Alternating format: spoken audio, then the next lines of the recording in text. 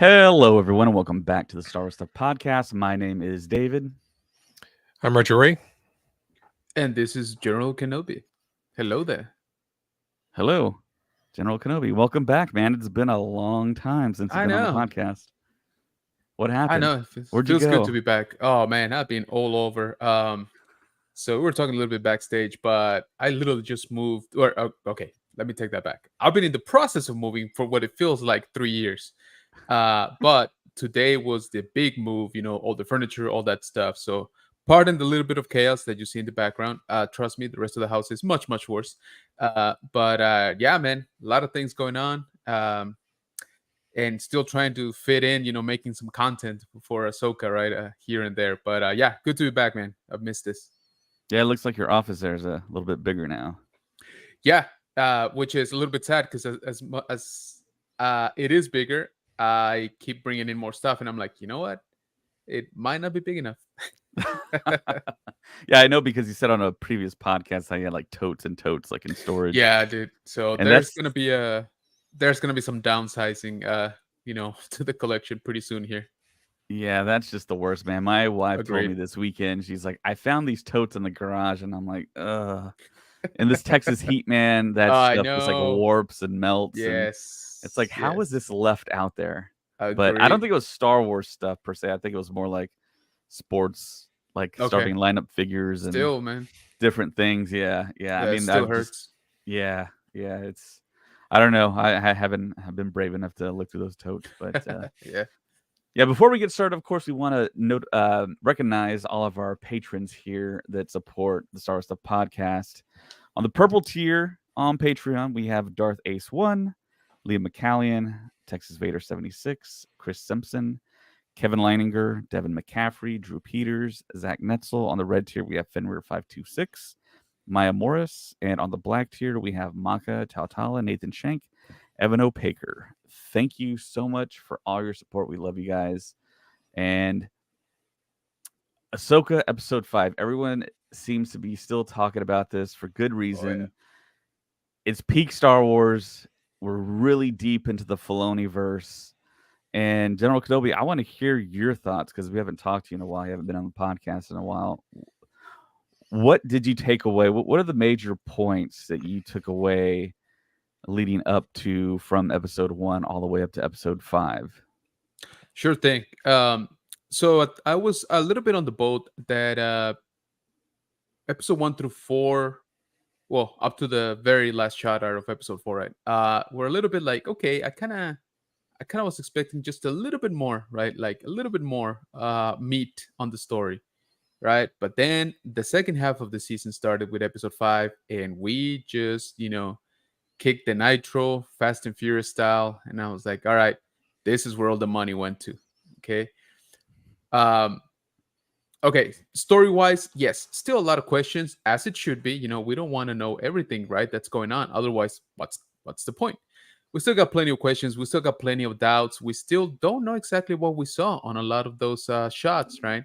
Um, and to me, that's something good, right? That's something that a good TV show should do, right? Regardless of if it is a Star Wars TV show, any TV show should create a little bit of a debate, a little bit of like, are we sure that that's what we saw? A little bit of, I wonder if they're pulling our leg, that kind of stuff. And I think as much as people, how can I say it? As much as people are sure of what they saw in episode 5, I still have a couple of doubts on it. All right. And more specifically, going a little bit deep into it, um, the war between worlds, right? Yes, everybody is saying that was the war between worlds and all that. I'm like, okay, 99%, I think, yes, it was, right? But there's still that 1% to me that says, I don't know, it didn't look, what we have seen before, or what little we know about the war between worlds visually. I mean, yes, it was definitely some sort of dream, alternate, state in the force, etc., for sure. But was it exactly the war between worlds? I don't know. Like I said, I still have that little hint of doubt, right? Which again, to me, that's something good.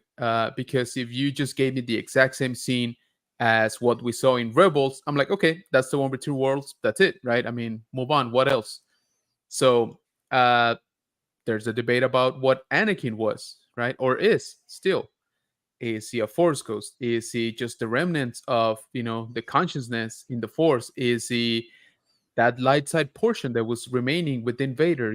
Things like that. So again, to me, that's the fun part. All right. Don't get me wrong. Visually, oh my lord, this show has been incredible, right?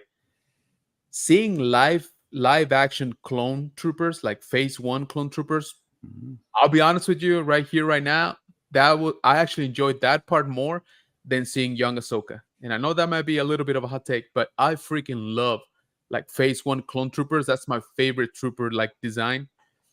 And to finally see them live, like dudes wearing armor like on screen, to me that was peak right there. And yes, Clone Wars Ahsoka, Clone Wars Anakin, insane, right? But let's be honest, we kind of knew that was coming, right? We kind of knew that was going to happen. Exactly, there you go. That was going to happen at some point in some form.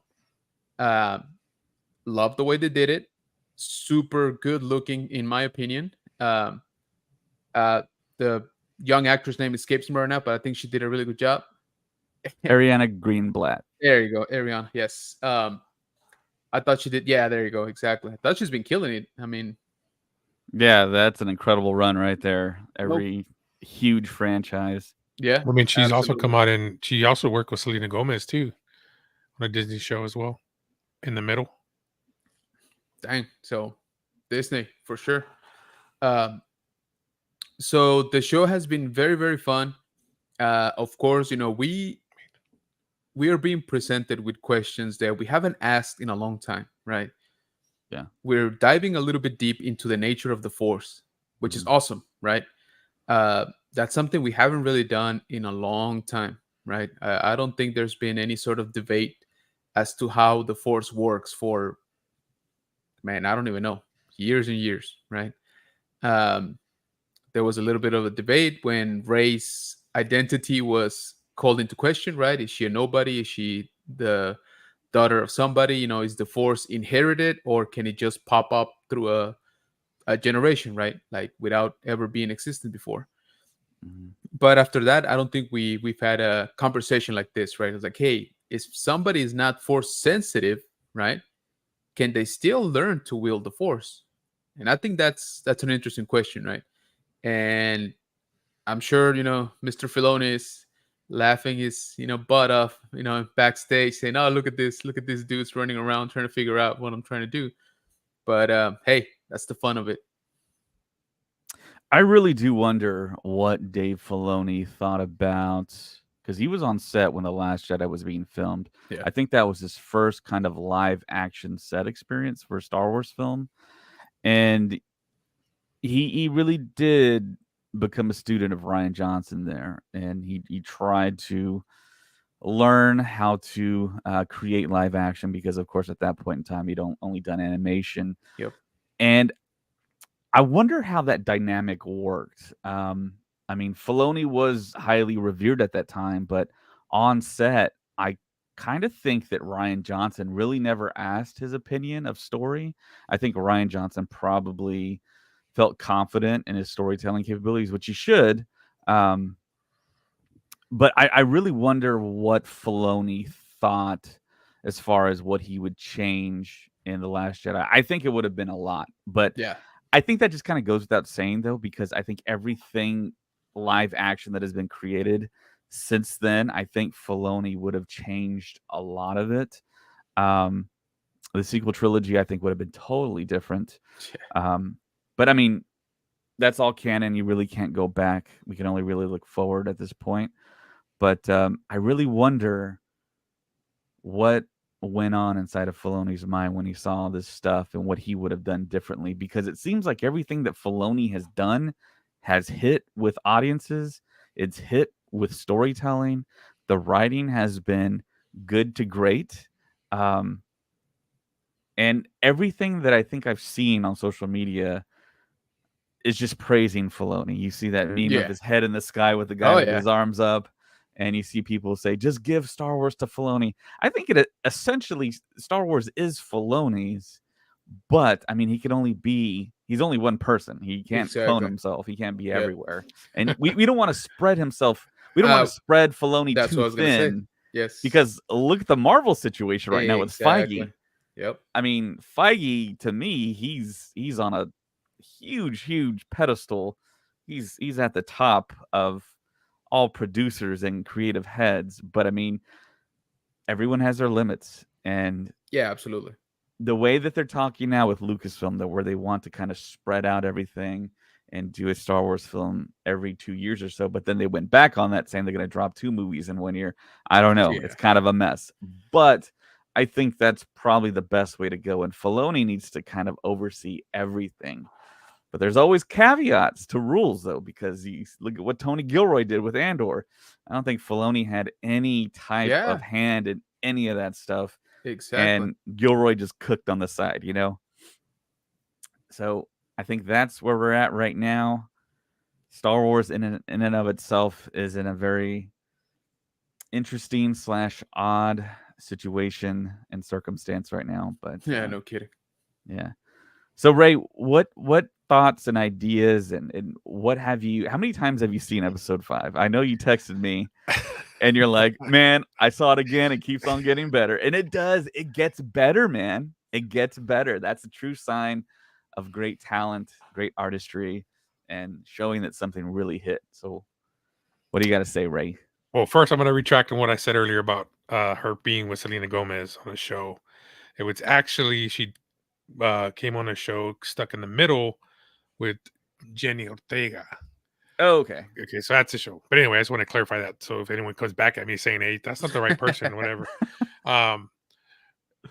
Watching it again and again. Now, mind you, Colin kind of hit it on the nail where he was talking about Clone Wars, how Clone Wars really, if you hadn't watched Clone Wars, it's not going to hit you the way it hits people who actually watch Clone Wars and Star Wars Rebels. So it's kind of cutting in between the two worlds, because you're going to have people who are happy, people who don't understand. Filoni is basically one of us. Well, and the reason why I say that is because Filoni is a geek who loves his Lord of the Rings. And of course, we don't know what other stuff he likes. We don't know if he likes Battlestar. We don't know what other geek things he likes. But the biggest thing, we see a lot of remnants of Lord of the Rings tying into, Star Wars Rebels, somewhat Clone Wars. And I really believe he's giving the fans what he thinks fans would want. I think that's what makes Filoni special in that way, is that, don't get me wrong, Hollywood always has their hand in the pot. And that's what I think really ruins certain franchises, because they try to get in there and say, oh, well, you know what, let's do this instead. And they start changing what the director or writer wants to do, which then kind of really butchers the end product of the movie, or, you know what I mean? But Filoni, I feel, is being able to keep some of his control on what he wants to bring to screen or the TV show. But yeah, I mean, I think giving him, even though he probably does have a certain percentage of the reins, dude, just give it to him, man. Let him pitch his elevator pitch of where he wants to start and where he wants to end. Because you got to have the beginning story and the end story. So, which I think he does have that already somewhat in the box. That's why we kind of got that whole Jason, having the Force. But of course, they mentioned that everyone has the Force. And I think this is where the next level is going to take it, is that it doesn't mean if you don't have the Force, you can't train in the Force and become better. You know what I mean? Right. So I think that's what that next level is going to be, because it doesn't mean the chosen one, who was supposed to be the chosen one, didn't come out the way it was supposed to. And I think that's what made Ahsoka kind of worried, because, there was all this hype about, Anakin was a chosen one. He's a chosen one. And then with that power he got, look what he became. And I think that's what her fear was. I don't want to train this person and then they become pretty much what Anakin became. I think that's what her fear was in wanting to train Sabine or Grogu. You know what I mean? Yeah. There's a lot of dogma in the Jedi Order, and Yeah. she was trained a certain way, and of course, she grew up, as we all saw in live action, in war. She was a little kid warrior. Yep. I think it kind of went over our heads, and this was the beauty of the live action, seeing how young Ahsoka really was at the Siege of Mandalore when she took on Maul single handedly. I mean, it's a sobering fact, really. I mean, and you look at our world. I mean, there's child soldiers that fight in wars as well, and it's like, what effect does war really have on people? And I think that is a really important undercurrent to Star Wars, and that's something we haven't seen until now. Yeah. Now I think we're getting more of the bigger picture of Ahsoka, and it really colors in what she really is as a character and what she's thinking, how her decision making comes into play, and it's an incredible thing that live action has given us. Oh yeah, definitely. And this Facebook user right here, he says something that I have totally believed in since the beginning. Even if you aren't naturally gifted in sports, you can outwork someone else that is gifted but doesn't put in the work. To me, it feels like Filoni may be telling a story where you may not have midichlorian count, force sensitivity, but maybe you can increase your connection to the force. Yep. That's exactly what I was talking about. I mean, perfect example. If you're a sports, which me and David are big sports fans, Brady is a perfect example of a player who is not physically talented, but he uses his mind to help him where he is not, doesn't have those abilities in the running and stuff like that. So I really believe that's kind of the same premise, here. Yeah, definitely. Also, with The Last Jedi, there was a theory about this, basically the democratization of the Force. Before Rise of Skywalker came out, the belief was that yes, it's a gained ability to be able to use the Force, and that was one of the theories that I really loved. Just like the sports thing, when I was younger, I loved basketball. I wasn't really good at it, but I had a hoop in my driveway, so I shot every day.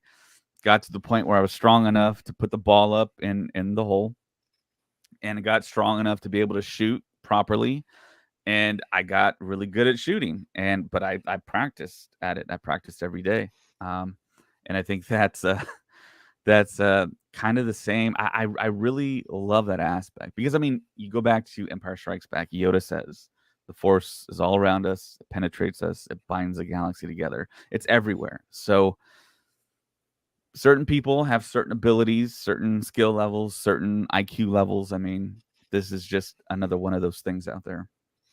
So I really love that aspect. Yeah.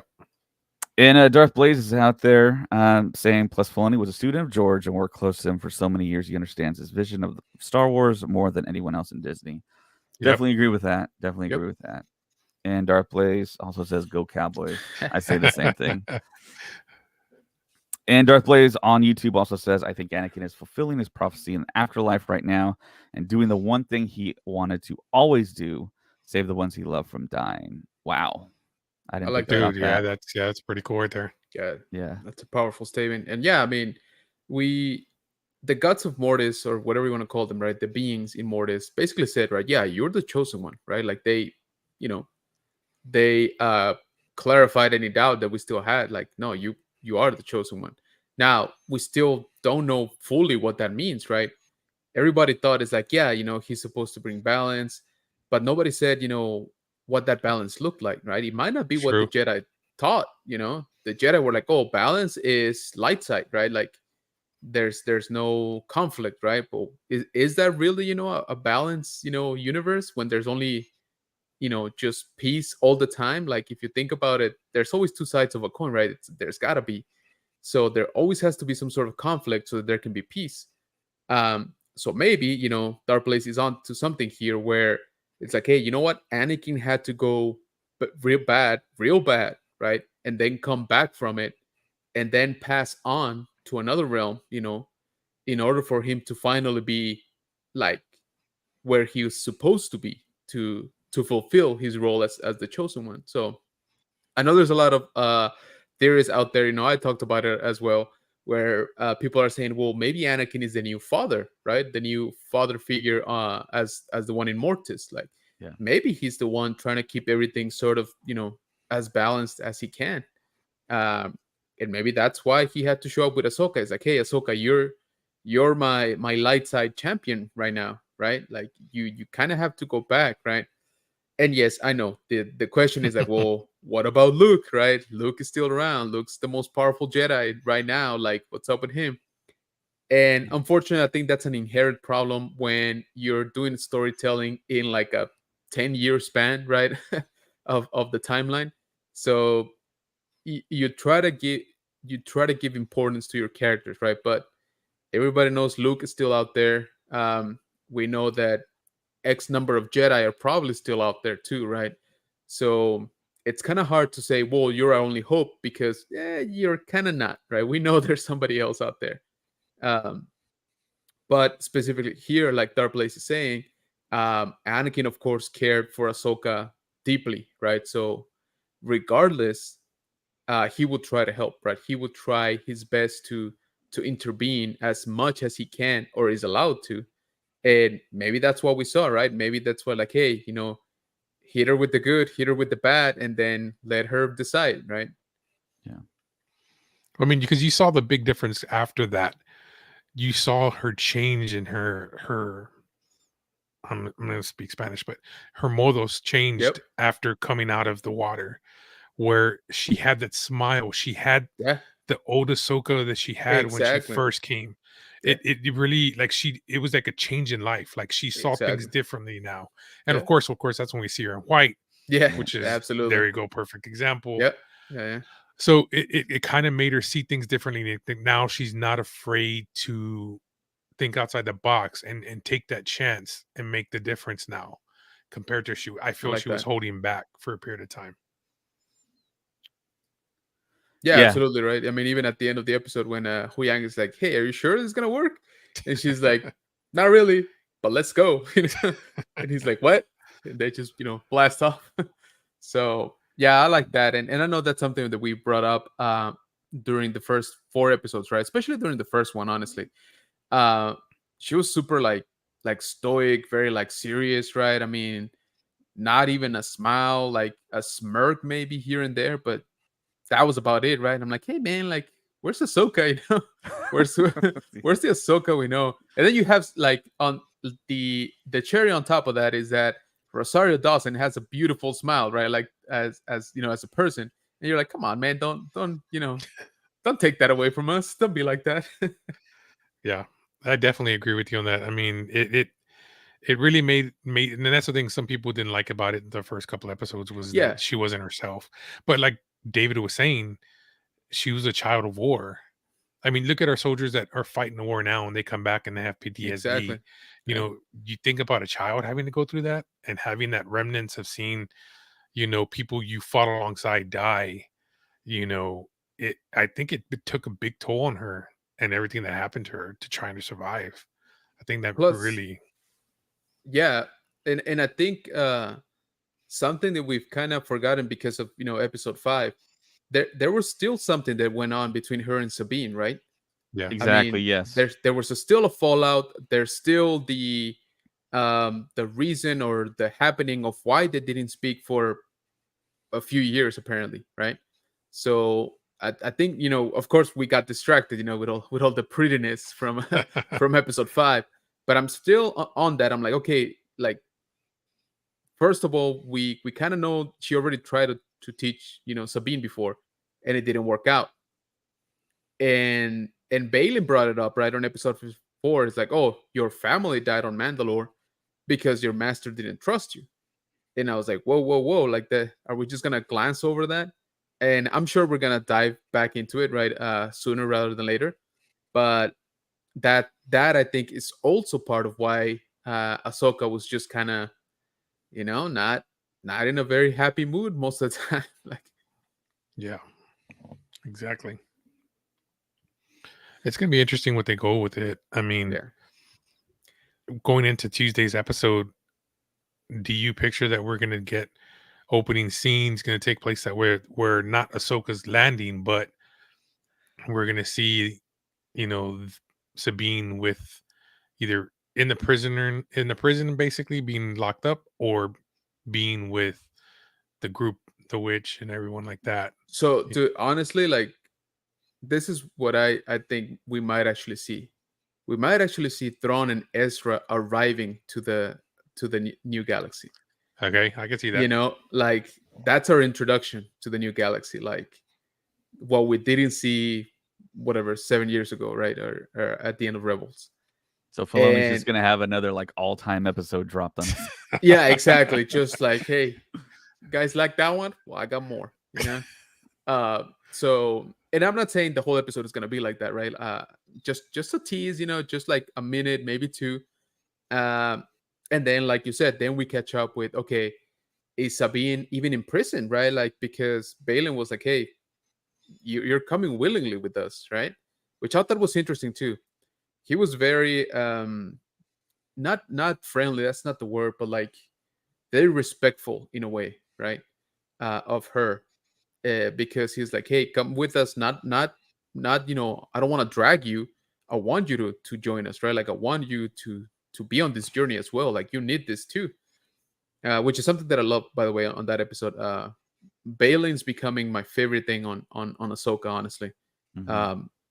And yes, we all know that kind of sucks because we won't get any more, right? Right. But still, the character itself, I really like him. I There's something about him, right? Like his demeanor, he's even the way he looks, right? Like, he's like So, an actual knight. question. Now, will we actually not get him back? I mean, think about it. Harry Potter, they replaced him with another actor that looks similar to him. Yeah, I'm saying, like, the character might, I don't know, right? If they're gonna they're gonna off him at the end of the season. I kind of hope not. Yeah. But yeah, what I'm trying to say is we won't get this version, right, of Right. We Balin. won't get Ray Stevenson's Exactly, we natural won't get talent in that exactly, character, and and he's the one that brought it to life initially. yeah, and his look and his Yeah. mannerisms, all of that stuff. Um, Again, I'm not saying there's not another actor out there that couldn't pull it off. I'm sure there is, but I'm kind of in love with this iteration, right? Like, with this Yeah. version. Same here, man. Same here. So Darth Blaze again on YouTube coming in hot. I think the fallout was because Ahsoka didn't want to go help Sabine's family in the Night of a Thousand Tears, and her whole family died because of it. So That's a pretty good theory. yeah, that's what I thought too. Especially again in episode 4. Sorry, I keep going back to that one. I know you guys talked about it already, but there's ramifications, right? When Ahsoka says, like, hey, I think the right thing to do here might be to destroy the map, right? And I'm like, okay, one, that was a setup for what happened later, right, with Sabine, and I get that, but I also think that another layer to that was, hey, you and I have had differences on what doing the right thing is, right? What sacrifice must be done to achieve the greater good, Mhm. right? And so, to Dark Blaze's point here, I'm like, okay, was this the breaking point, right? Was this Ahsoka saying, hey, I don't know what was going on at the exact same time of the Night of the Thousand Tears, right? Maybe an attack on another world or something like that, that Ahsoka and Sabine were more needed, or trying to help, or I don't know, right? But it could have been a scenario where it was kind of like that, right? It's kind of like, hey, I know you want to go help your family, but the right thing to do is to stay here, stay hidden, whatever, right? Like, the alternative. And maybe Sabine obviously, like, took her word for it, and then her family ended up maybe massacred, right? So Right. that was the wedge point right there. But yeah, so I believe there's something there, right, for sure. Yeah. I wonder if we might see that in the beginning of the Filoni film. I mean, I would like that. because I mean that's another Star Warsy thing, to leave a huge gap of story and not tell it and just jump forward. And it's Oh, like, yeah. okay, so are we going to get that in animation, or are we going to get that in live action? Are we going to get it in a novel, a comic book? I'd rather have it in live action. So you Agreed. just kind of have the connectivity of it all. But We shall see. So yeah, I'm reading more of the chat here. Thanks for jumping in the chat, by the way, everyone on YouTube, Facebook, and Twitter. So this Facebook user says, "I'm not expecting Thrawn and Ezra until episode 7." We don't know. That's kind of the beauty of Disney Plus. They never give us any on the next episode type things like they used to give us like back in the 90s. It feels like right.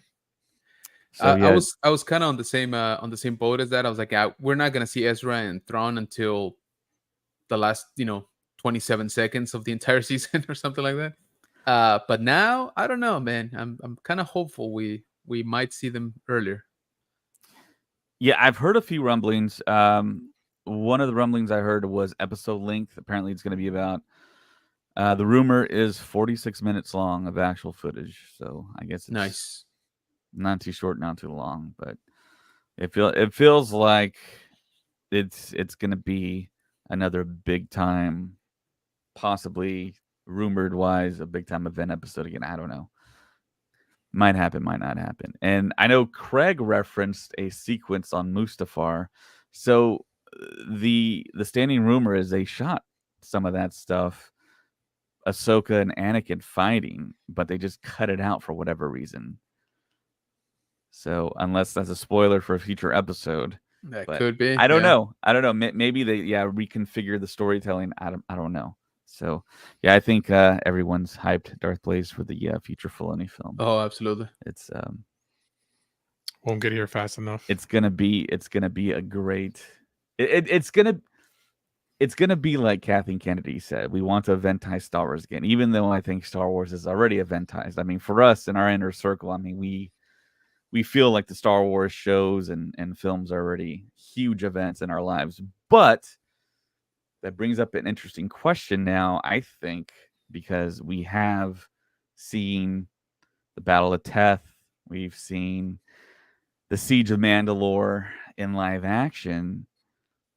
What are your guys' thoughts on doing a live action? I don't want to say remake of the beloved animated Clone Wars, but have something in the Clone Wars. Maybe there's a story out there that they didn't tell, or maybe they can kind of tell the stories around the previously told stories in animation. What do you guys think? There's a fan poster out there right now. I want to bring that up if you're watching us on YouTube, Twitter, Facebook. What do you guys think? I mean, the actors, and this is something I talk about all the time, these actors are young enough to do this without having to do a lot of deep faking, and we don't really know how much of like work they did on Hayden's face to make Anakin look pitch perfect for Revenge of the Sith that we saw, because he looked perfect. We don't know what techniques they use, but what do you guys think about this? Because I got a lot of flack for this, but what are your guys' opinions, Ray? So, I mean, of course, guys, you remember each of them are always sent in different missions. There was missions with the droids that went on missions. Anakin was on his own mission. Sometimes Ahsoka was on her own missions. There was so many things that we didn't see. I mean, there's possibly. I mean, I wouldn't see a reason why we couldn't get maybe missions that that were not shown, and brought back into live action to fill in maybe some gaps or something. I would definitely love to see that in live action, because young Ahsoka, the actress, did a great job. Obi-Wan's at the age. Yeah, Obi-Wan's at the age to fit the character, and Anakin's perfect. Rex is perfect. So, I mean, it's all there. It's just give us the story in live action. Yeah. This is a how do you call it? It's almost, I don't want to say a guaranteed, but slam dunk. It's almost a guaranteed, right? Yeah, exactly. Like it's almost like, hey, you want to make $1 billion? Boom. Exactly, right? Here you go. You want to get subscribers back into Disney Plus? Boom, do this, right? Every year, give us. Honestly, it doesn't even have to be much, because I know those shows are expensive, right? Like you got tanks, you got ships, you got clones, all of that. Well, if it's a feature-length film, I mean, they can spend 200-300 million on it and be good. Exactly, and put it out in theaters and make your money back. Oh my gosh, I think it would kill. I mean, it would just. Oh yeah, absolutely. So, I talked about it after I saw the flashback sequence. Right, I was like, I definitely want to see more clones live action. Right, we didn't get enough of those. Right, if you think about it, there's been very few actual, not CGI clones on the screen. Right. Yeah. I Uh, mean, just Obi-Wan Kenobi in this show, right? Pretty much. exactly, and yeah, exactly, and this is the first one to do it at a Clone Wars, let's call it, scale, right? And it looked amazing, right? Like Mhm. I was over the moon. That was probably my favorite thing. So I'm like, okay, if you don't want to do a movie for whatever reason, right? Just again do a miniseries, right? But I would say if you're gonna do a miniseries, do it more focused. Again, bring it back to the clones, right? That was one thing about the Clone Wars. If you guys remember, some of those early episodes, they really were trying to dive into the clones, right? Like what they were, what they were thinking, right? And then it kind of got a little bit jumbled with more of the Jedi, more of Grievous, more of Dooku, all of that stuff. And then in the later seasons, they came back to the clones with fives, with 99, all of that, right? So I always enjoyed that because that definitely gave an added layer to the clones, right? Which in the movies they were just cannon fodder, honestly. Like, two of them had a name and that was it, you know, and then they were being blasted left and right. Yeah. But in the Clone Wars, right, and then subsequent, I guess, episodes when they show up, you care a lot more about them. So I would like to see, first of all, battles, obviously, with clones, right? Like sort of like what we saw on the flashbacks, and then make it about them. Make it really about the troopers. So there is a lot of stories that can be told. And just to touch up on this Facebook user, I was so hopeful for the Kenobi show, right? Yeah. I was He like, I kind I of got mentioned. Yeah. I just need 7 seconds of Quinlan Voss. That's it. That's all I needed, right? And I got 3 seconds of them saying his name, and I was like, okay, here we go. Flashback. No. All right. Well, I'll take what I can get, but Yeah. at least there was confirmation he was alive up to that point, right, in the story, Yeah. which is more than we've ever had, or not ever, but in the last, God, like 6 years or something. And so, I'm right there with you. I still want to see a live action Quinlan Voss. Yeah, no, I can see what you're saying on, the live action part of it. Because a lot of people, Kenobi, I thought was good. Some people didn't like it. I liked it. Because yeah, I did too. I mean, if you really stop and think, when we get the New Hope, yeah, we hear about Kenobi when he's looking for him, and at that point, you get a remnants that Kenobi knows who he is. We know now. If we go back and analyze everything that we've watched and everything that we have learned, we know now he's been on that planet watching over him this whole time. You know what I mean? Because we get a taste of it in Obi-Wan, where he was watching over Leia to a certain extent, and kind of looking at Luke and giving him the ship. How he's always still been a part of their lives in one way or another, without really kind of getting in there. But in A New Hope, we didn't get that. We just got that. Okay, he knew who Vader was. He knew the dark side and all that. But I think with Obi-Wan, we're kind of getting that, filling in the holes to a certain extent. Now the story, some people probably would want the story to be a little bit better and focused on other things. But I liked where it went because we got to see Leia, how she developed from where she was at to where she gets to. The cockiness, the wittiness, where you can tell she has some. You can see she has early remnants of the Force where she can. It comes out differently, but you can see it in her. You know what I mean? Early stages. Yeah. But I mean, I still want to see more of that. You know, but I don't know where they would go if we're gonna get a season 2 of Obi-Wan. Oh, I know exactly where they're gonna go. Where they're gonna go? Liam Neeson's got to be a Force ghost in that training Obi-Wan, completing that training, Yeah, teaching him how to be a Force ghost, and then parallel to it, have a Vader storyline where he's hunting down the rest of the remaining living Jedi dude, from that Order would be 66, and Vader in his prime, and him reconciling the fact that he's stuck in this mechanical lung, and then having dreams about what his life would have been Oh, with dude. Natalie Portman playing Padme on Naboo. I mean, you could have a whole Naboo sequence. I mean, it could be a Yeah. dream sequence thing and not really count in the canon, but there's so much you can do. Oh yeah. That was Well, my hey, pitch I to mean, Lucasfilm right there. Yeah, Should Filoni, it- if you're listening. Yeah, I was gonna say, just do it like you just did with Ahsoka, right? Like in the War Between Worlds, like sequence, and maybe reverse the characters or the positions a little bit, right? Vader slash Anakin being the one about to go on a dream sequence trip, and maybe Obi-Wan being the one leading him, right? Yeah. There's a lot that could be done, obviously. But yeah, I again with all the shakiness of the projects, for Star Wars. Okay, not just for Star Wars, but let's focus on Star Wars. Going on, I would think that Disney's like, hey man, you know what? Let's just get a bunch of clones. Let's get a bunch of Jedi's. Let's film them all in the volume. Let's throw all the money at it and let's put it out there, right?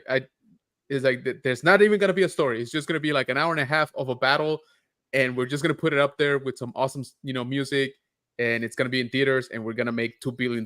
Like that's it. For the old guys out there, I'm including myself in that. We heard about the Clone Wars back in the 70s. I wasn't Yeah. alive in the 70s. I was born in 81, but when I heard about it, that was the first ever time I heard the word clone, and I was like, what does that mean?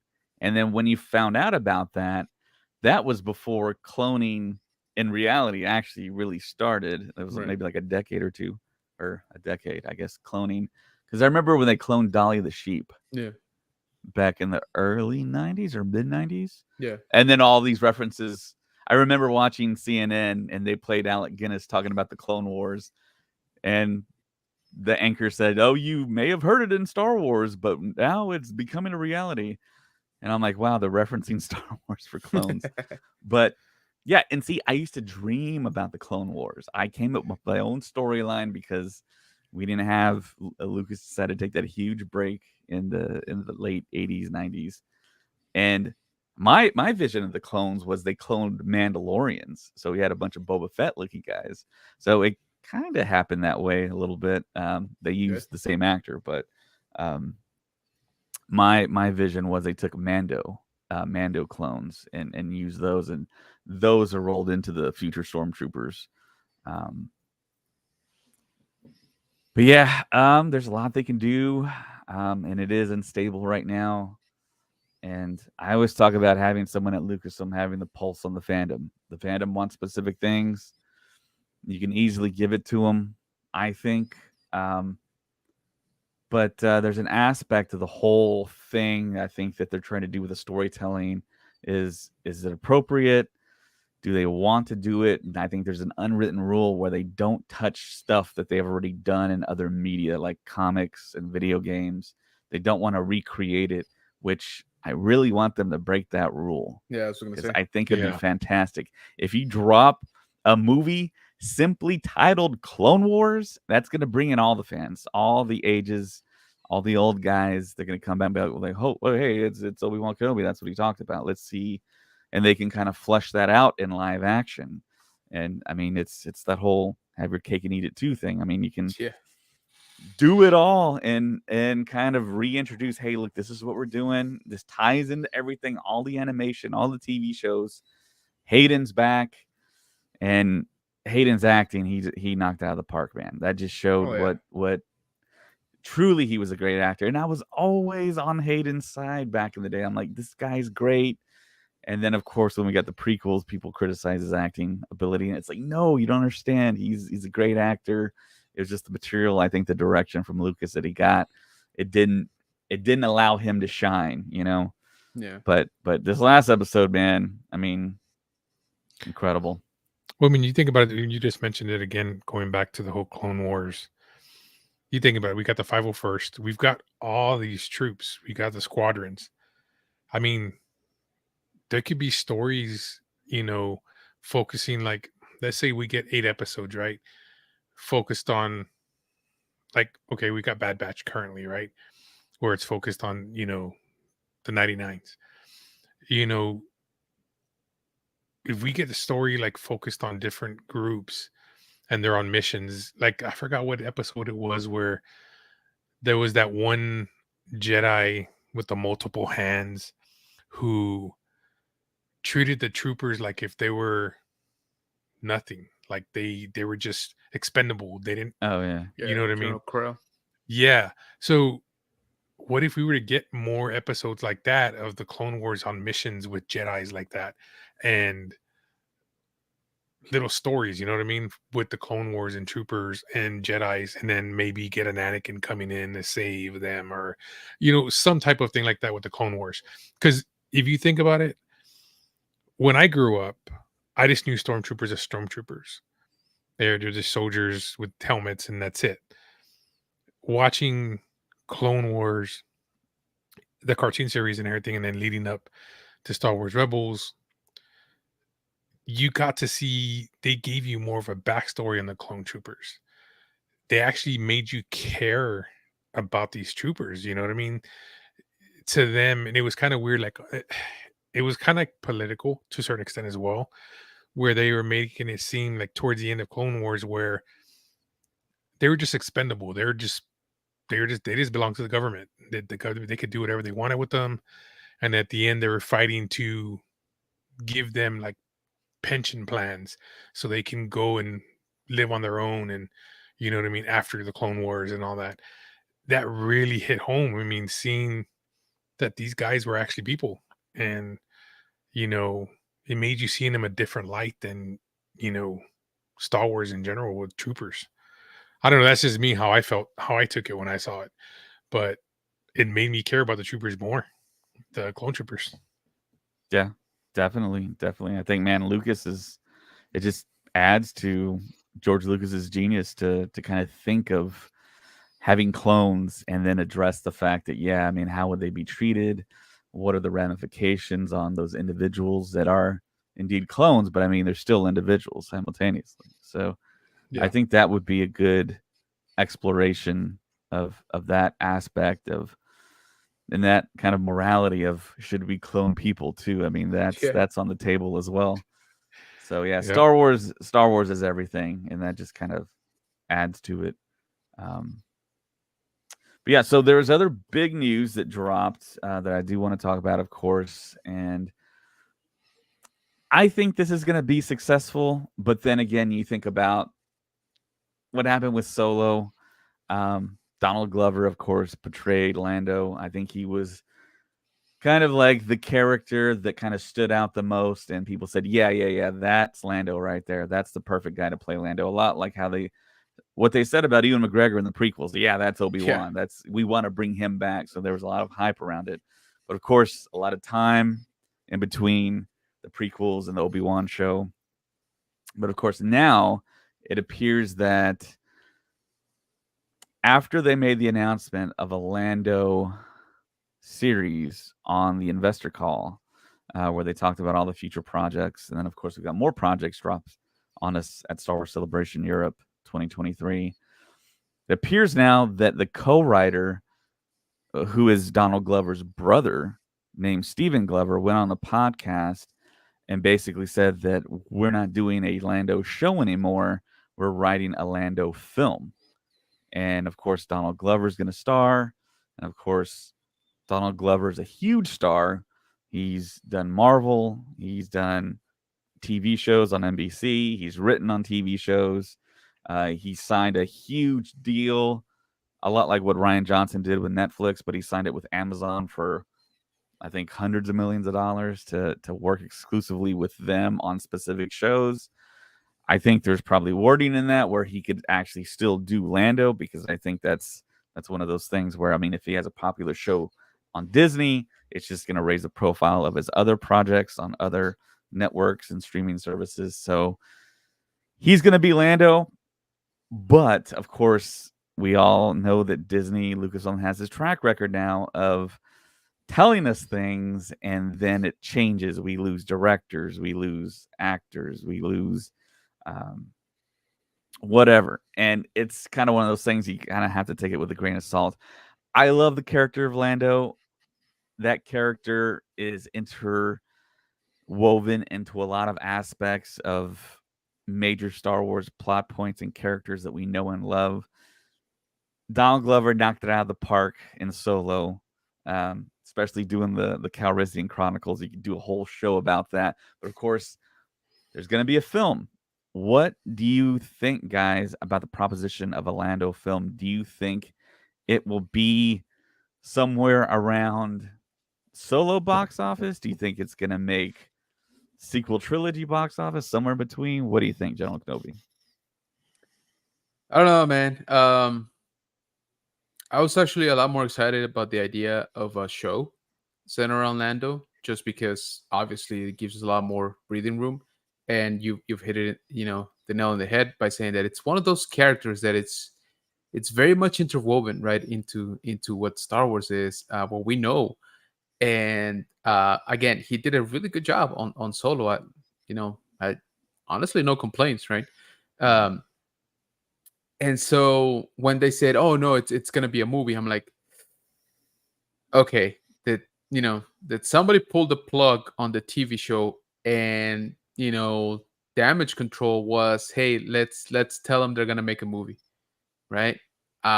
So is this the what do they call it, like the consolation price, Well, and I think it kind of goes back to them saying, Bob Iger saying they're going to pull back on the shows, do more films, and try and actually make money because Disney Plus has kind of plateaued with the yeah, revenue no stream. kidding, So yeah, it's like, which is a yeah, welcome thing. I think we all want Star Wars films, but yeah. It's just in the overall, how can I say it, the movie projects are not looking very healthy right now, right? Overall. So that's what scares me a little bit.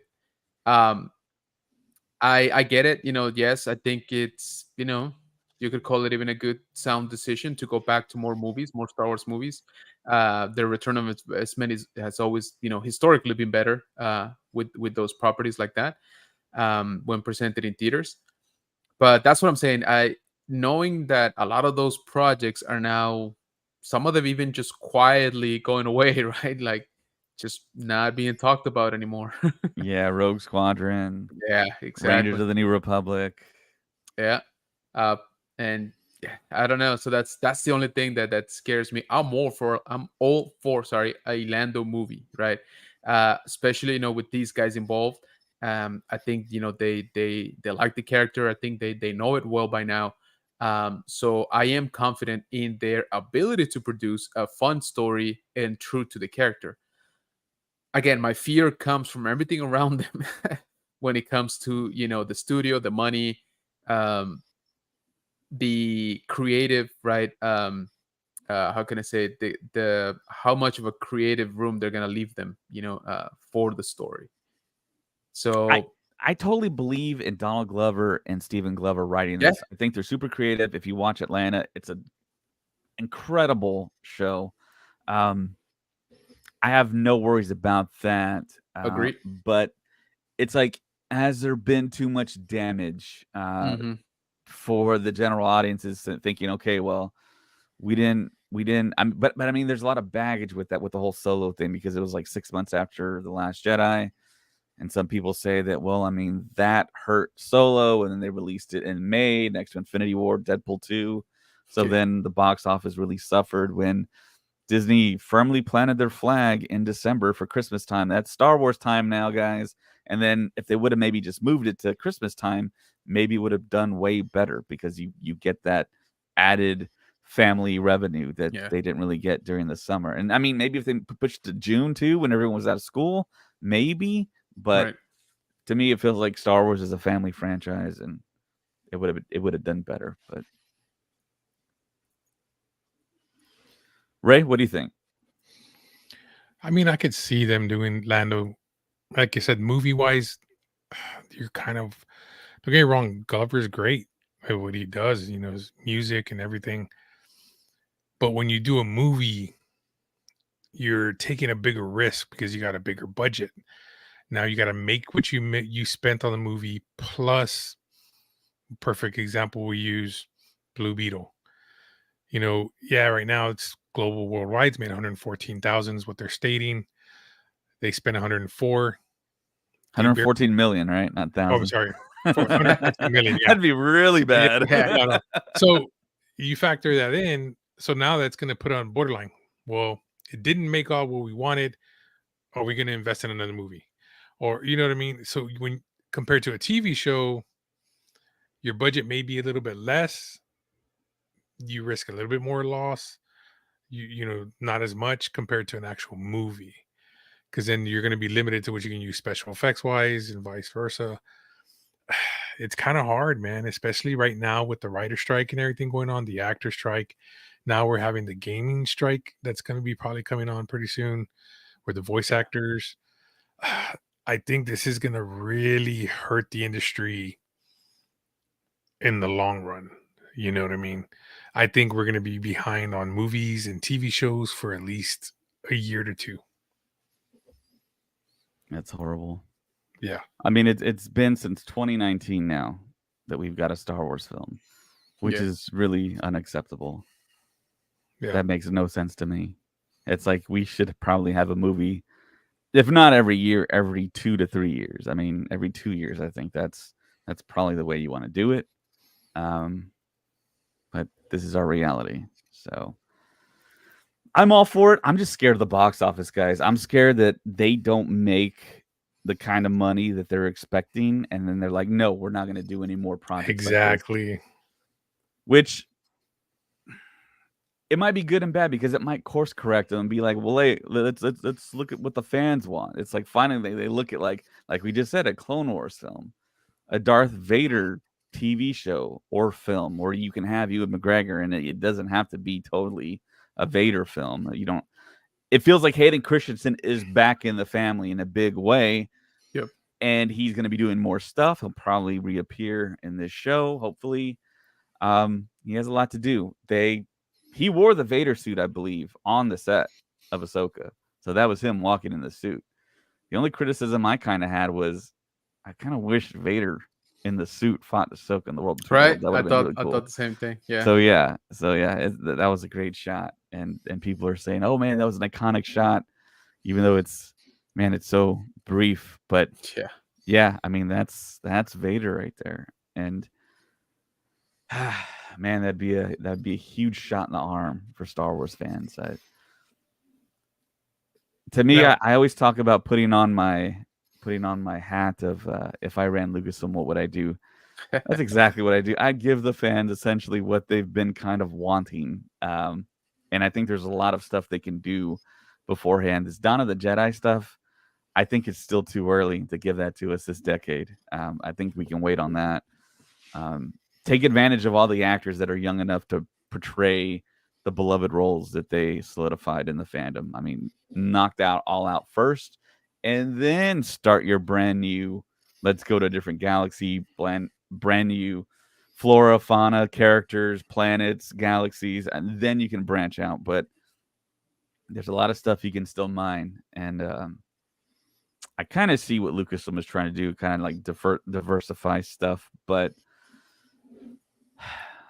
it just kind of always seems like they go 2 steps forward, take 1 step back, take 2 steps back, 1 step forward.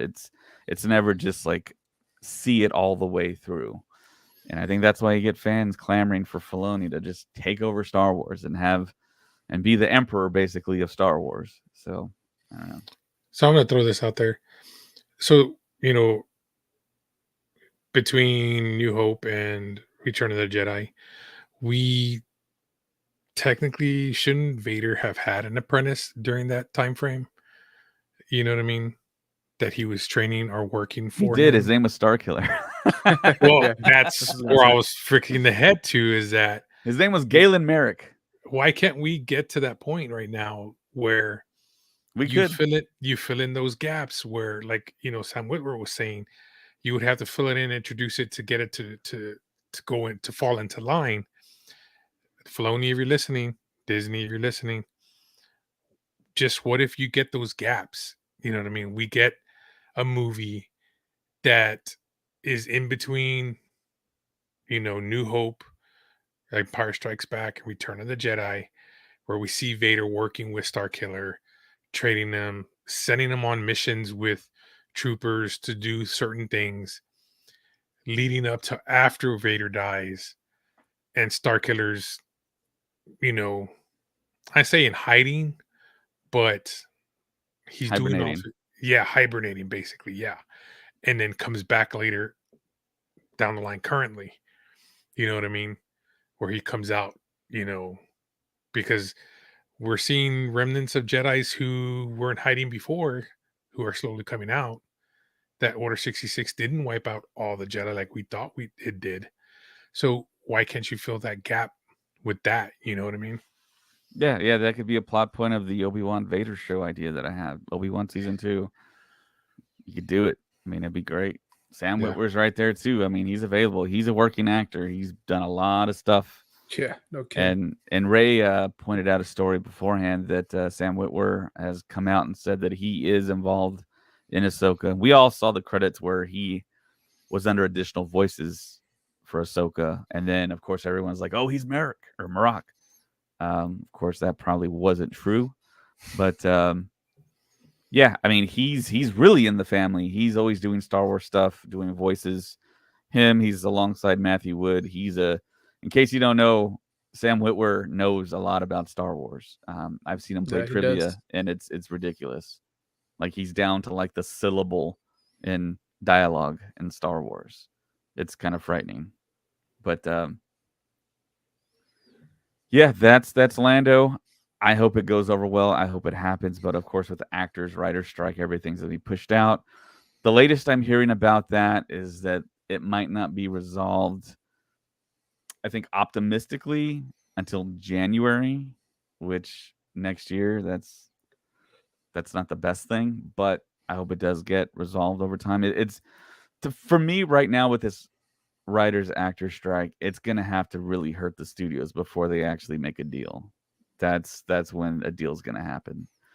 And I think if the studios had a little bit of foresight, they would probably get ahead of that and just kind of negotiate, come to terms. And there's all kinds of stories about out there with infighting with the studios, and they tried to come together, but that didn't work. And I mean, it's all kind of a mess right now. But there's no real end in sight to those strikes. Hopefully, they get that resolution soon. But someone I think that really doesn't mind it right now is Taika Waititi. He hasn't even written a script yet. Yeah. And he technically can't write it because there's a writer's strike. Yeah, I was gonna say he's using that as an excuse, you know. Yeah, man. Taika. It was announced, of course, during the investor call that Kathleen Kennedy stated that Taika Waititi is going to do a brand new Star Wars film. Taika vibes, Taika sensibilities, all that stuff. It's been 2-3 years, and he was at some like awards ceremony or something, and I think he was talking about Sean Levy, who's also set to do a Star Wars film or something, who we all know from helping produce Stranger Things, and of course we're going to get a Stranger Things type of show with Skeleton Crew, but he's the hot name right now, and that's what Lucasfilm loves to do, is get the hot names on projects, and then they might disappear later. But he made the joke in front of everyone, in front of the whole world, that, hey, I hope Sean Levy has started writing his Star Wars film, because I haven't. And it's like, oh, man. I would really love to see a Taika film in Star Wars be something totally aside from what everything we've seen out, maybe even outside of canon. I don't know. But on a different galaxy, different planet, maybe it connects to nothing. But it would be cool. He is talented. He's a great writer. No matter what you think about Thor: Love and Thunder, a lot of people criticized it. I thought it was okay. I thought it was a little bit better than okay. But what are you guys' feelings on Taika making this announcement that he hasn't even written it yet? Well, we said it jokingly, right? But I mean, the dude is busy, right? Oh yeah, And he's extremely so, busy. Yeah, so maybe he's like, you know what? I'm gonna wait a little bit till the waters, settle a little bit more before I put any like real effort and time into this. I'm sure he's all for being in Star Wars, but again, as things are looking up in the near future, at least, that might not be the smartest investment of his time and uh, yeah, his talent, let's call it. Yeah. So maybe he's just like, you know what, I'm just gonna bid my time. I want to wait for a year or so till everything gets resolved, till Disney come back and tells me, yeah, I know we still want to do it. Here's some money. Please go write it. I don't know. Maybe, like I said, I kind of feel that the projects are losing credibility because of again, projects have been scrapped, projects have been delayed, right? And yes, I understand not everything is Disney's fault, right? Not 100%, but honestly, man, I mean, most of it kind of is. So I agree. if I am a working, right, I'm the hot name in Hollywood right now. I'm like, hey, I can afford to wait for a callback, right? I can go out and do 20 other projects, before I circle back to Star Wars, So I don't know, maybe that's what's going through his head. I agree. I want to see something from him in the Star Wars universe. And you bring up a good point. I think he would be very fun if he's untethered, right? Like you're not gonna have a Skywalker, not at least not one that we know, right? Uh, if they just tell him, "Hey, go play," right, and they really let him, oh man, I I think we think could get that's the thing. They said go play, and he hasn't played. Why is he yeah, playing? yeah. Well, because uh, Yeah, Disney's he's been handing busy. out. Disney's been handing out, Star Wars projects for the last 3 years, and for the last two, they've been like, just kidding. Like, we're just gonna take this one away, and we're gonna snuff this one out. And oh, you guys remember about this one? No, that's no longer happening. So scrap that. So that's what I'm saying. He's not hurting for work at all. So Yeah, he's loving life, man. He's yeah, loving life. yeah, Just look at the picture. I mean, he's smiling and yeah. everything, laughing and Exactly. I know everything, joking he's on the red good, man. carpets. Yeah. Yeah, He's yeah, so yeah. just happy and living the life. I mean, I think this was his dream. And Absolutely. he made it out of New Zealand and with his buddies. And yeah, Yes. I mean, so Ray, what do you think about Taika's situation? I agree with John Kenobi. I think he's sitting on it. He's waiting because you think about it. When you put a script together, you don't just write it overnight. It's going to take you about at least a month or two just to get your drafts. Then you got to start putting in the stuff. Then you got to factor in. Once you've got that down, you got to submit it to the higher execs. They look it over. Not really. They look it over. The people below them look it over and stuff, and they start saying, "Oh, maybe we need to change this, change that." You know what I mean? When he could be using his time on actually working on stuff that could be used currently. You know, um, I really see that that's probably what he's doing. Using his time on other things, even though technically they're not supposed to be writing because of the writer strike and stuff. Um, but I can see him doing. I can't remember all the series off the top of my head, but it's the series that's after Clone Wars. Um, it follows a group of I don't say teenagers, but they're on that ship, and it's kind of like pod racing, but they're racing Resistance. Yeah, resistance. Resistance. Yeah. Yeah, I don't know. Do you guys watch that one? yeah, I did. Okay, it was good. I liked it. I liked the premise of it and everything. I can see him doing something off that nature. Yeah, Yeah. You know what I mean? I Because see that. the comedic, the back and Yeah, forth between the characters and stuff like that. I can yeah. see him doing that kind of movie, you know, but that's just my opinion. No, you're right, and it was his own like little microcosm, right? Like his Yeah. own like micro universe. It was very much set in the Star Wars universe, in the sequel, right? Timeline and all of that.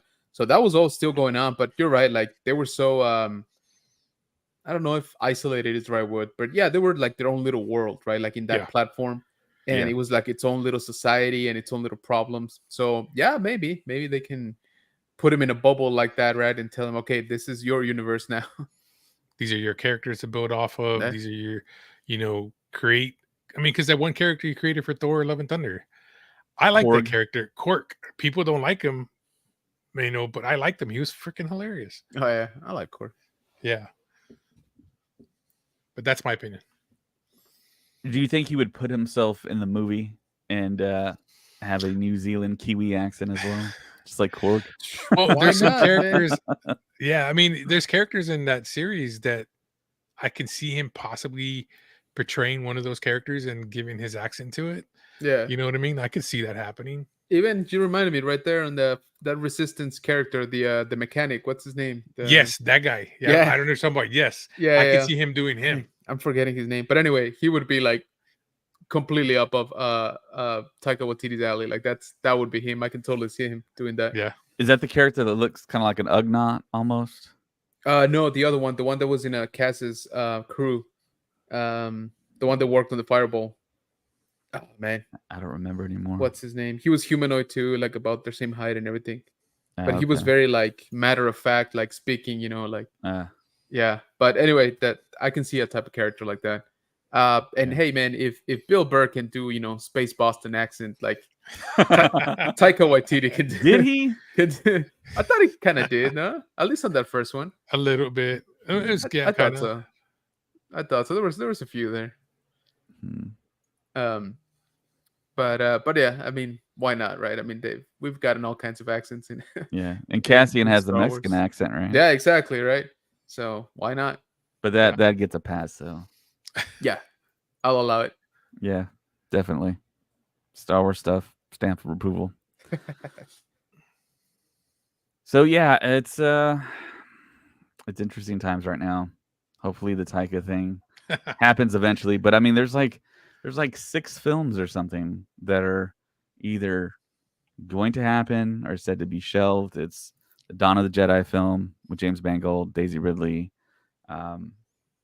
Rogue Squadron, which is shelved, and I don't think Patty Jenkins is going to touch it. We have the Filoni movie, which we're all pretty sure that's going to happen. Yeah. Just the question is when. And then the third film is, what's the third film? They announced it at Celebration. I think So you said the Dawn of the Jedi. Yeah, Dawn of the Jedi, Filoni, and the one with Rey. Oh yeah, the one with Rey. Okay, yeah, Yeah. I lumped them together. Yeah. So yeah, the one with Rey, directed by Obaid Chinoy. Yeah. So yeah, we have those 3, and then of course the Taika film, the Sean Levy film, and the Lando film. That's 6 films. And then the shelf stuff, Rogue Squadron. So there's a lot of stuff out there, but of course with the writers actor strike, no end in sight really. We have no idea. I hope it doesn't push them out to the very, very end of the decade. That would be so depressing. But So and I hope they don't do the thing where they're like, we need to like hightail it to the theater, and it doesn't. It's like half baked. Exactly. And That's what I'm dreading. That would be the worst thing.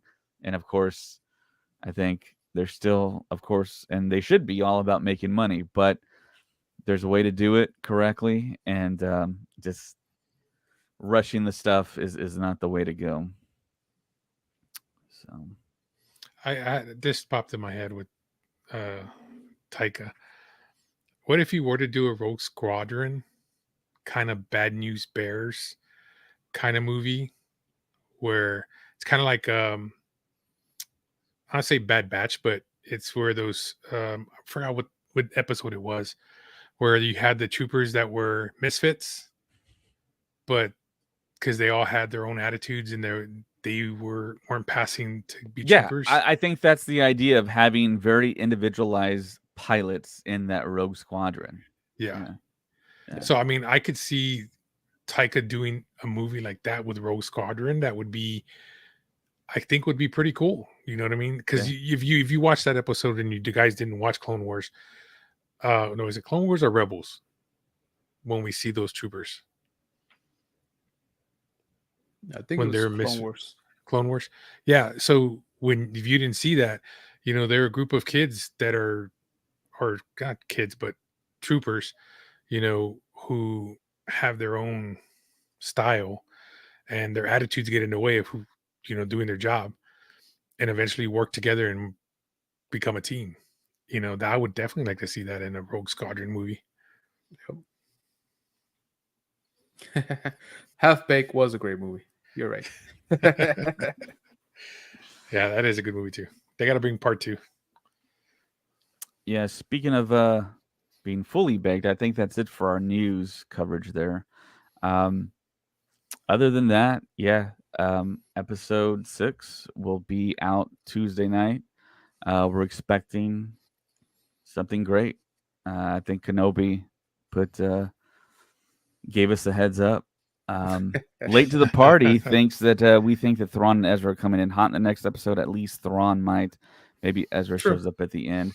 So did you guys see? I know Kenobi probably saw this, but they already made a figure of live action Ezra as a Black Right. Series, and it looks like the actor that portrays him. So Right. that kind of tells me that we might see Ezra in a little bit more action than just that Yeah, I hologram. mean, yeah, exactly. We kind of have to, right, at this point, honestly. And again, it's gonna be maybe not exactly what we think. Like I said, I'm hopeful that next episode is just boom, flashback, Thrawn Ezra projected into the new, galaxy, disoriented, trying to learn who's who or what is what, and then that's it, right? Then Yeah. you don't give us any more. not for maybe a couple episodes. And we focus back on Elsbeth and Ahsoka doing the same thing, right? Arriving, maybe not really knowing what's going on or who to talk to. And I don't know, maybe we see the difference between the flashback and now, right? Like maybe Thrawn freaking took over already. I don't know. I mean, he's one smart dude, so it's, I don't know, that's, I'm hopeful, right? I mean, that's what I would love to see. And I think that would just, get the excitement level even higher, if that's even possible. Because they're like, okay, the way I see it is this: episode 5 gave us what we wanted for a long time, right? So I think now Filoni is like, okay, you guys, here's your cake, you ate it already. Now let me show you this new cake that I'm baking over here. Let me right? give you the buffet. Exactly. Let me just give you a little tease, right? Let me wet your palate right here. With what's next to come, right? And what I'm saying next is not even just in the Ahsoka show, right? Probably, it's gonna touch on Mando, it's gonna touch on his movie. Like this won't be over just within the next 3 episodes of Ahsoka, right?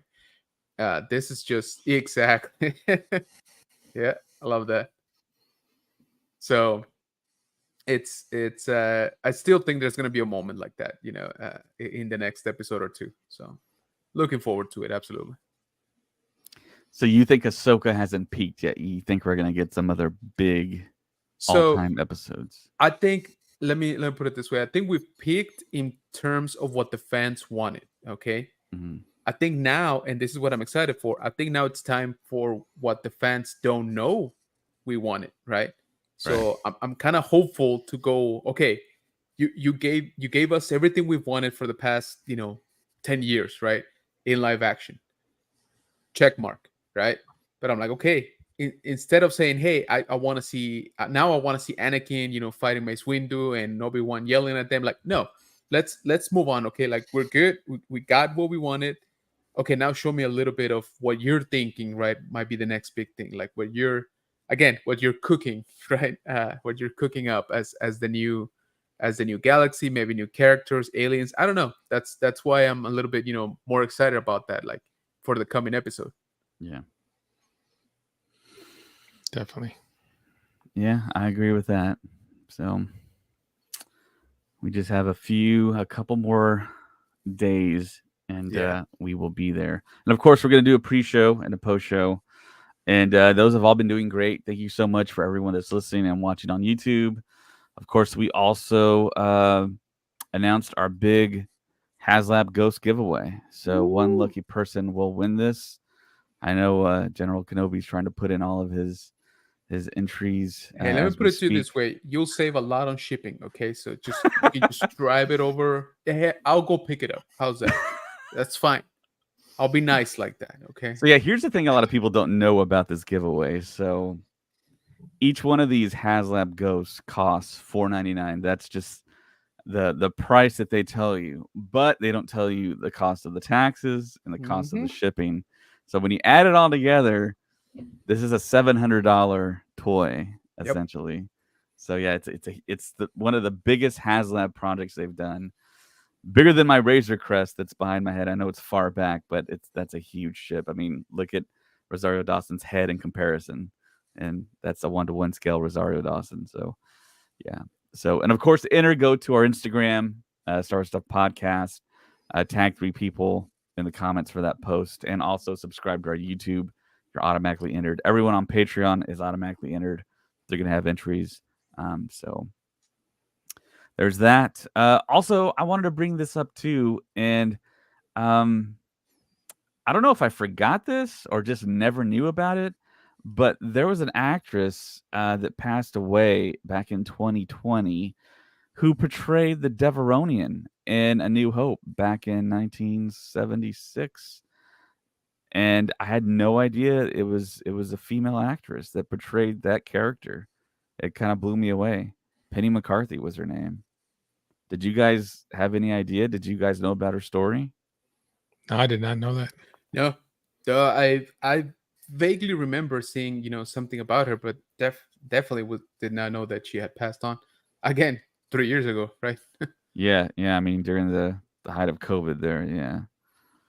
So yeah, I just want to recognize her. I mean, I don't recall ever knowing this information, and when you go back to the cantina and look back at the stories of the people who played certain characters, some of those people, some of those actors in the cantina were really kind of lost actors. They couldn't track them back down once the popularity, of course, hit with Star Wars.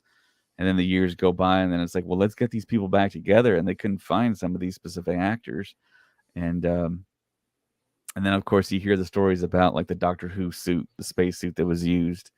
And the sisters at the bar, too. I think it took a while for them to track them down as well. Yeah.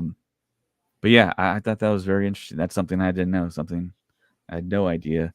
And also, Rancho Obi-Wan. Are you guys familiar with Rancho Obi-Wan? Steve So, Sansweet, yeah.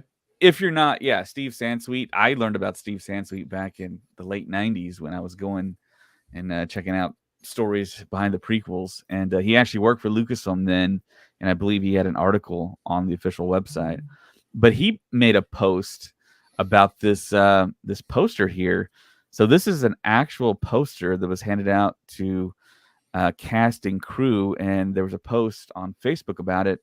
And it states, this is a very limited edition cast and crew poster for the Jedi episode of The Mandalorian Chapter 13 that introduced Rosario Dawson as the live-action Ahsoka. The art was done by Dave Filoni using a Japanese sumi brush, and we're honored to have it in our museum. So if you ever want to go check out Rancho Obi-Wan in Petaluma, California, you got to make a reservation. It's the largest collection of Star Wars memorabilia in the world. It's been recognized by the Guinness Book of World Records. And Steve Sansweet, he goes to every celebration. Pretty cool guy. I took a picture with him finally back in 2022 at our hotel in Anaheim, and I got to meet him there for the first time. So also on our Patreon, if you are a member of the purple tier and above, I put out an hour stories with Brian Ward. That name, that's him right there. That's his Twitter pic. I know it's kind of superimposed there, but he is someone that is a designer and illustrator. He works with a bunch of podcasts to do the graphics and art. You've probably seen them if you've seen other podcasters. And he's a really big Star Wars fan. 2022, I believe, was his first Star Wars celebration. And we kind of talk about that a little bit and just talk about his fandom overall. And that's out on Patreon right now. And we just uploaded a recent commentary of Clone Wars, 3 episodes with Colin, Star, Cap, Christian, Josh, and Hunter. So that's out there right now for you guys to enjoy. And also a few Patreon daily podcast episodes that James and I recorded. And I recorded a solo one actually too. So you can check that out as well. So yeah, that's pretty much it, guys, for this episode. Is there anything, Ray, Kenobi, you wanted to add? No, man. Good. I know Kenobi has a very successful YouTube channel, and you want to tell the people where they can find that? I don't know about that, but yeah. So check us over on YouTube. over on General Kenobi's Bunker. We are also over on Instagram under general.kenobis.bunker and TikTok as well under at general_Kenobis_bunker. So I'd appreciate it if you guys follow me there. And we actually launched a second channel on YouTube that's called El Búnker del General Kenobi, which is Spanish for General Kenobi's Bunker. So we Nice. do, we do a lot of toy hunts. We do, of course, we talk about the Ahsoka show. We do a little bit of lore videos here and there. I'm trying to do more of those. But I just, I got this jumbled like ideas and I need to like put them together and it's not easy for me. But yeah, guys. So once again, I would appreciate it if you could check us out over on General Kenobi's Bunker on YouTube. Nice. And Ray, where can the people find you at? I actually just created a TikTok, retro Ray 210. Instagram, I'm working on that right now. All right. Nice. And also, you can find Ray at Instagram at Star Wars Stuff Podcast, on X at Stuff Pod, Threads Star Wars Stuff Podcast, Patreon Star Wars Stuff Podcast 2187, TikTok, just search Star Wars Stuff Podcast. You can email the show at starwarsstuffpodcast@gmail.com. We're on Facebook, of course. We have a group and a page. Also, lots of reviews on Apple. A lot of 5 stars for Apple and Spotify. Thank you so much for that. It's showing. We see them. It's awesome. Also, we have a website, starwarsstuffpodcast.com. And thank you, everyone. The show's been a tremendous success during the run of Ahsoka. So I can't say thank you enough. Lots of listeners, lots of viewers. The podcast is growing tremendously. I just want to thank everyone out there for listening, watching, chatting, commenting, reviewing, all the things to help out the podcast. So for Retro Ray, for General Kenobi, my name is David, and may the Force be with you.